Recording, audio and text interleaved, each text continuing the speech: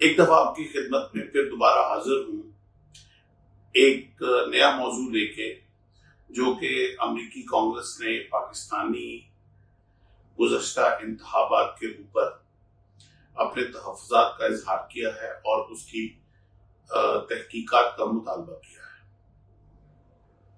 ये एक इंतहाई शर्मनाक हरकत की है और तमाम सफारती इखलाकियात और रूल ऑफ लॉ और कर्टसी डिप्लोमेसी के खिलाफ ये हरकत की गई है और मेरे नजदीक ये एक किसी भी सॉवरन कंट्री, डेमोक्रेटिक कंट्री के ऊपर ये सीधा सीधा एक हमला है।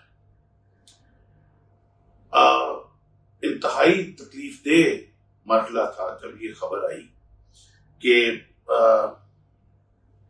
इंतहाबी बेज़ाब्तियों पाकिस्तान में अमेरिकी कांग्रेस ने गुज़श्ता इंतखाब में इंतहाबी बेज़ाब्तियों की गैर जानिबदाराना तहकीकात का मुतालबा किया है।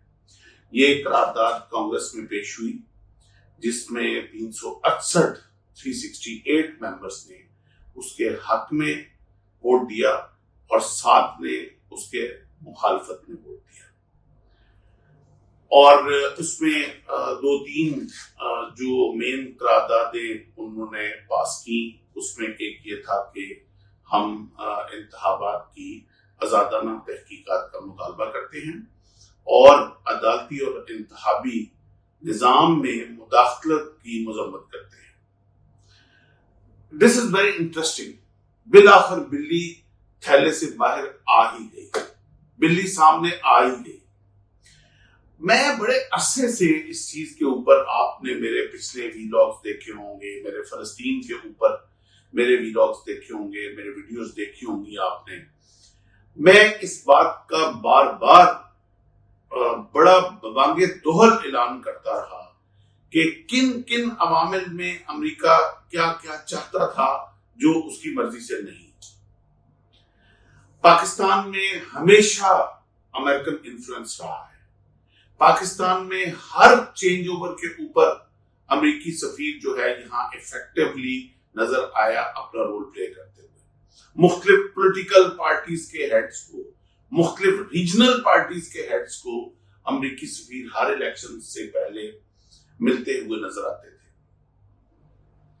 हमारे नजदीक ये काबिल इतराज एक चीज थी।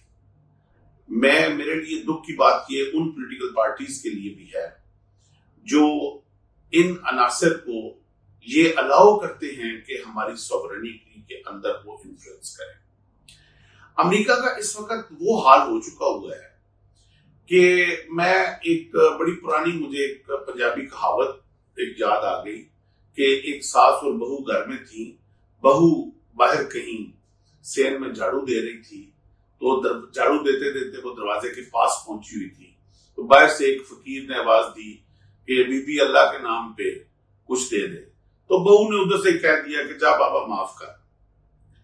अब सास ने पीछे बैठे दरवाजे सेहन में या बरामदे में आवाज सुन ली। उसने बहू को आवाज दी कि कौन है बाहर? उसने कहा कि अम्मी वो बाहर को मांगने वाला है। तो तुमने क्या कहा? उसने कहा मैंने कहा माफ कर। उसने कहा क्यों? तुमने क्यों कहा? बुलाओ उसको। अब बहू डर गई, उसने बाहर निकल के आवाज दी। मांगने वाला जरा दूर निकल गया हुआ था। घबराते हुए उसने आवाज दी, मांगने वाले को वापस बुलाया। उसने कहा भाई वापस आ रहे। जब वापस आया तो सास चलते चलते दरवाजे पे आई। उसने कहा हाँ बाबा क्या कह रहे थे? उसने कहा बीबी मैं को अल्लाह के नाम पे कुछ मांग रहा था। तो उसने कहा देखो बाबा इस घर की मालकिन मैं हूं, तू अब माफ कर। ये कौन होती है माफ कराने वाली?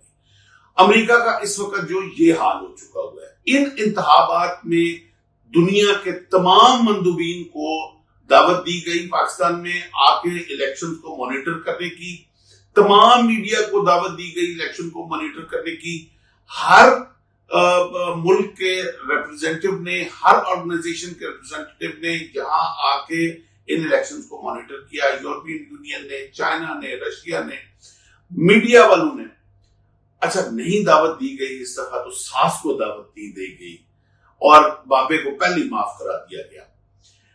मैं इधर यहां एक सवाल उन लोगों से भी करता हूं जिन लोगों ने एक महसूस पॉलिटिकल पार्टी के लिए एक स्टांस लिया हुआ था कि इस साजिश के पीछे अमेरिका का हाथ है, अमेरिका ने इस पॉलिटिकल पार्टी की हुकूमत को कराया था। आज वो बिल्ली थैले से बाहर आ चुकी हुई है। अगर अमेरिका ने ये साजिश करके उस पॉलिटिकल पार्टी के लीडरशिप को बाहर निकाला था और हुकूमत से नीचे वो सारा जो प्रोसेस हुआ था उसमें अमेरिका का हाथ था, जो वो कहते रहे, जो क्लेम करते रहे, ऑन रिकॉर्ड है वो चीजें। तो आज अमेरिका को इस चीज की क्यों तकलीफ हुई है, ये एक बहुत बड़ा सवाल है और ये मैं पब्लिक के लिए छोड़ता हूं। अपने कमेंट्स में इसका जवाब जरूर दीजिएगा। बहुत मेहरबानी।